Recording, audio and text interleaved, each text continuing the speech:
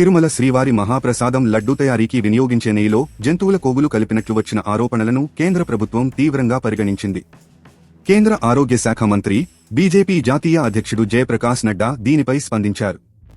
ఈ మొత్తం వ్యవహారంపై సమగ్ర నివేదికను ఇవ్వాలని రాష్ట్ర ముఖ్యమంత్రి ఎన్ చంద్రబాబు నాయుడిని కోరారు.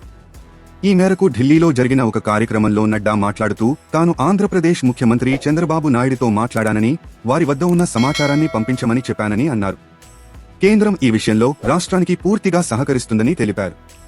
Food safety and standards authority of India నిబంధనలకు అనుగుణంగా చర్యలు తీసుకుంటామని తెలిపారు. కేంద్ర కార్మిక సహాయ మంత్రి శోభా కరంద్లాజే ఈ అంశంపై తీవ్రంగా స్పందించారు.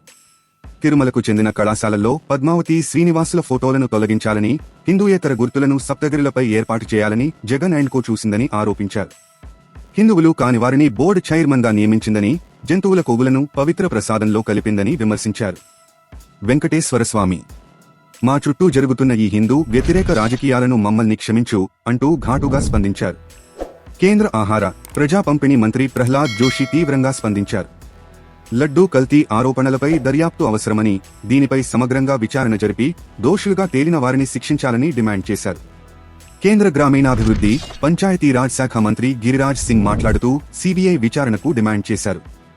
జేపీ సీనియర్ నేత, మాజీ కేంద్ర మంత్రి ముఖ్తార్ అబ్బాస్ నఖ్వీ స్పందిస్తూ ఇది ప్రజల విశ్వాసంపై నేరుగా జరిగిన దాడని, వారి నమ్మకాన్ని వమ్ము చేయడమేనని విమర్శించారు. పక్కా ప్రణాళికతో జరిగిన కుట్ర ఇదని, కేవలం వ్యాపార ప్రయోజనాల కోసం కోట్ల మంది భక్తుల మనోభావాలను దెబ్బతీశారని ఆరోపించారు.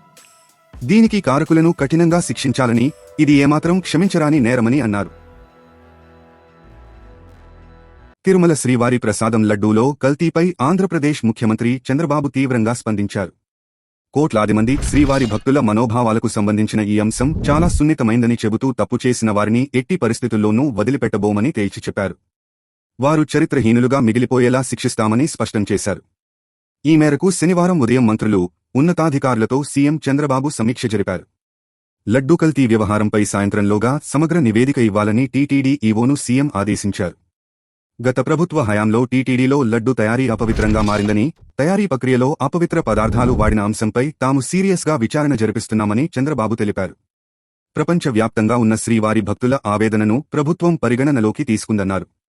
తిరుమల పవిత్రత కాపాడే విషయంలో ఆగమ వైదిక ధార్మిక పరిషత్లతో చర్చించి అవసరమైన చర్యలు చేపడతామని భక్తులకు ఆయన హామీ ఇచ్చారు.